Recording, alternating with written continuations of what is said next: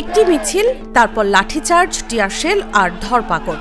কয়েক ঘন্টার মধ্যে সেই বিক্ষোভ ছড়িয়ে পড়ে এক শহর থেকে আরেক শহরে। প্রশ্নপত্র ফাঁসের অভিযোগে শুরু হওয়া ক্ষোভ এখন পরিণত হয়েছে ভারতের সাম্প্রতিক সময়ের অন্যতম বড় ছাত্র যুব আন্দোলন। শুরুটা দিল্লির যন্তর মন্তরে। জাতীয় মেডিকেল ভর্তি পরীক্ষা, নিটের প্রশ্নপত্র ফাঁসের অভিযোগ, শিক্ষা ব্যবস্থায় অনিয়ম এবং শিক্ষামন্ত্রী ধর্মেন্দ্র প্রধানের পদত্যাগের দাবিতে হাজারো শিক্ষার্থী জড়ো হন সেখান থেকে পার্লামেন্ট অভিমুখে মিছিল বের হলে পুলিশ ব্যারিকেড দিয়ে বাধা দেয়। পরে লাঠিচার্জ, টিয়ারশেল এবং ধরপাকড়ের ঘটনা আন্দোলনে নতুন মাত্রা যোগ করে।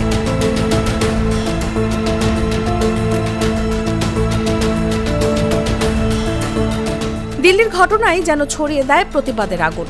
একই দিন মুম্বাই, বেঙ্গালুরু ও গোয়ায় সংহতি সমাবেশ হয়। পরদিন আন্দোলন পৌঁছে যায় কলকাতা, হায়দ্রাবাদ, ইন্দোর, দেরাদুন ও লাদাখে। প্রেসিডেন্সি বিশ্ববিদ্যালয় সহ বিভিন্ন শিক্ষা প্রতিষ্ঠানের শিক্ষার্থীরা বিক্ষোভ ও প্রতীকী অনশনে অংশ নেন। এমনকি লন্ডন সহ বিদেশের কয়েকটি শহরেও ভারতীয় শিক্ষার্থী ও প্রবাসীরা সংহতি জানান। ইনকলাব জিন্দাবাদ! ইনকলাব জিন্দাবাদ! ইনকলাব জিন্দাবাদ! তৃতীয় দিনে আন্দোলনের বিস্তার আরও বড় আকার নেয়। পাটনায় বিক্ষোভকারীদের ছত্রভঙ্গ করতে জলকামান ও টিয়ারশেল ব্যবহার করে পুলিশ। মুম্বাই, চেন্নাই, সুরাট, বেঙ্গালুরু ও হায়দ্রাবাদেও বিক্ষোভ অব্যাহত থাকে। বিভিন্ন ছাত্র সংগঠন, নাগরিক সমাজ এবং বিরোধী রাজনৈতিক দলগুলো আন্দোলনের প্রতি সমর্থন জানায়। এদিকে আন্দোলনের প্রভাব পড়ে ভারতের সংসদেও। বিরোধী দলগুলো শিক্ষামন্ত্রী ধর্মেন্দ্র প্রধানের পদত্যাগের দাবিতে সরব হলে লোকসভার কার্যক্রম সাময়িকভাবে স্থগিত করতে হয়।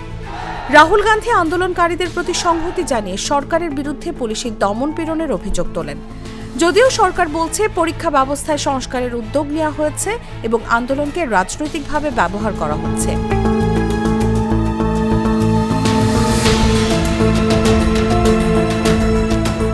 আন্দোলনকারীদের দাবি, এটি শুধু নিট পরীক্ষা নয়, বরং সরকারি চাকরির পরীক্ষা, বেকারত্ব, দুর্নীতি ও তরুণদের ভবিষ্যৎ নিয়ে জমে থাকা ক্ষোভের বহিঃপ্রকাশ।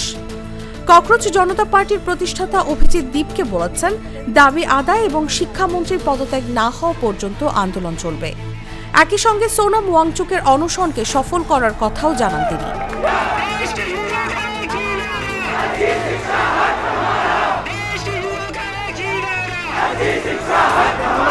পরিস্থিতি নিয়ন্ত্রণে রাজধানী দিল্লি 16টি মেট্রো স্টেশন সাময়িকভাবে বন্ধ করেছে দিল্লি মেট্রো কর্তৃপক্ষ। বৃহস্পতিবার ডিএমআরসি জানায়, রাজীব চৌক, ম্যান্ডি হাউস ও সেন্ট্রাল সেক্রেটারিয়েট স্টেশনে আন্তঃলান সুবিধা চালু থাকবে। এদিকে পুলিশের অভিযানে আহত এক 19 বছর বয়সী আন্দোলনকারীর একটি চোখের দৃষ্টিশক্তি হারানোর আশঙ্কার খবর আন্দোলনকে আরও আবেগঘন করে তুলেছে।